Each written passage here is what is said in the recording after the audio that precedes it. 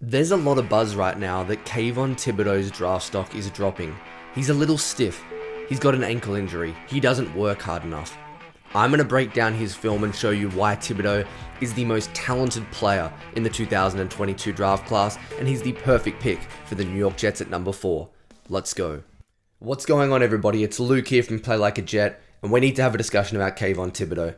Daniel Jeremiah started the media ball rolling this morning, some negative press about him. This kid is a 6'5", 265 ball of clay. He's the most talented player in the draft, and I'm going to show you why right now. Let's start with his pass rushing reps, and let's start with 2020 tape. Against USC, he's rushing from the right-hand side of your screen, the left defensive end position, and that's where he's going to play on the Jets. Carl Lawson likes to rush from the right side. It's a great fit.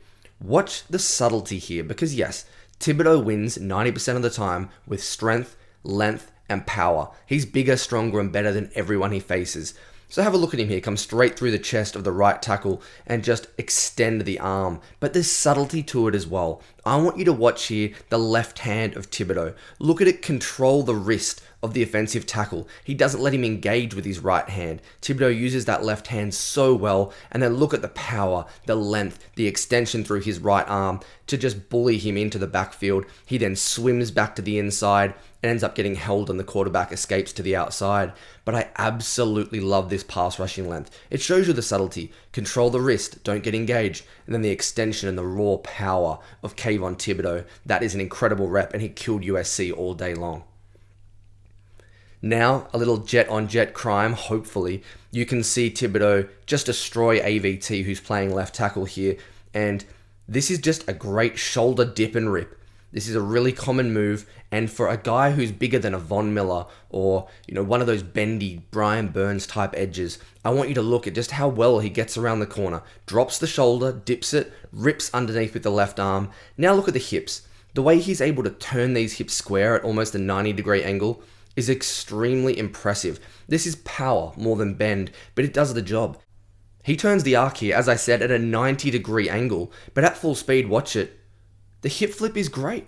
I think this is an awesome pass rushing rep. Really nice subtlety, has more than enough bend around the edge. Kayvon Thibodeaux is an absolute beast. Stiff was a word that Daniel Jeremiah used when he was describing Thibodeaux this morning.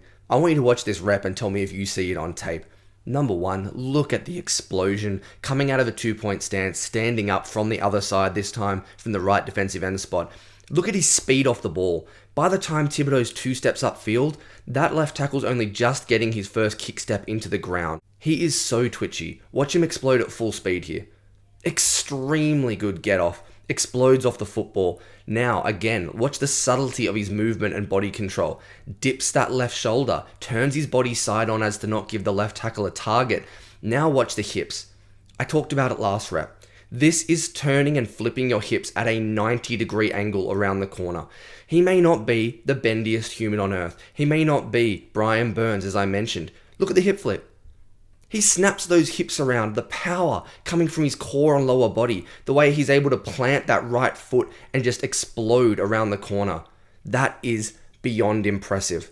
Watch it one more time. Man, oh man. I can't tell you how much I'm hoping Thibodeaux drops to 4, because he and Carl Lawson, this kind of explosion, power, length, that is a dynamic combination for the next couple of years. Here's another example of Thibodeaux bending around the corner, this time from the right-hand side of your screen. Very similar pass rush move. The dip of the shoulder, and then the rip with the right arm. More than enough bend around the corner. Look, he doesn't get the sack here, but again, subtlety. This guy isn't as raw as some people think. Yes, he's got some development to do. That's what happens when you don't need counter moves and great hand placement, because you win with raw power and strength. But I like the ability to dip the shoulder, rip underneath. It's an aggressive rip, and then really come around the corner at an aggressive angle, not end too far in the backfield. Another fantastic rep against UCLA. This was a game he actually struggled in. I thought 70, the right tackle, did a really nice job. Thibodeaux beats him here. Speed, rip, get to the quarterback. Really nice pass rush when you combine that with the ability he has to go through the chest of the offensive tackle.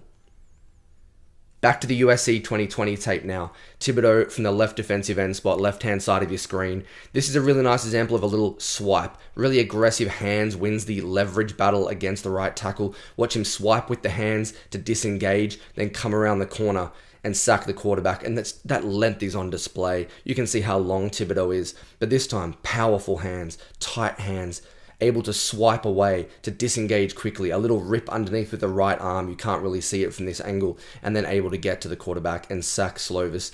But all in all, I just want to show you the different ways that Kayvon Thibodeaux wins. He's a machine, and he can be better than this. This is the tip of the iceberg for him. He can develop into one of the best pass rushers in the NFL. And now this is showing his intelligence.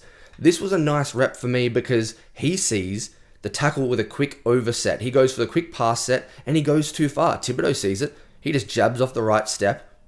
Look at the athleticism. I'm going to just run this man down. I'm going to show off my length. I'm going to play the football, causes the fumble, and it ends up in a scoop and score.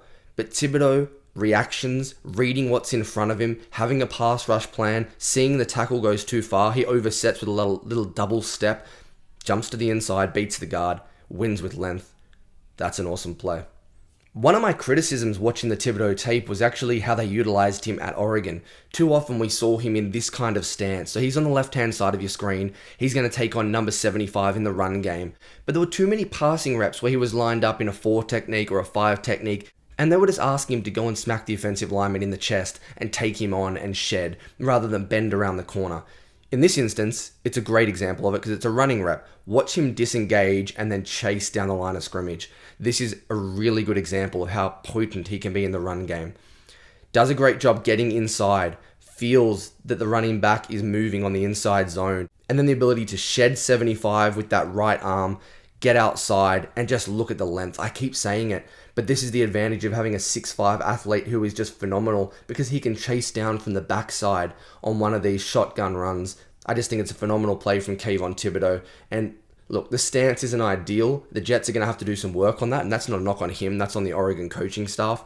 But at full speed, one last time, a great job taking on, getting to the inside, shedding, and then chasing down from the backside. That's Kayvon Thibodeaux as a run defender. A couple of plays I wanted to finish on show you kind of the positives and the negatives of him being a little bit raw. So in this instance, Thibodeaux's rushing from the right-hand side of your screen. He just wins with power. There's no real technique. He kind of widens the arc a little bit to come back through the chest. You can see him plant that outside left leg in the ground and come back through, and he just has too much power. Look, he ragdolls number 70, but this is just athleticism and length, and this is the positive of it. You can see him handling a right tackle with ease because of his athletic tools and traits, but sometimes it gets him in trouble.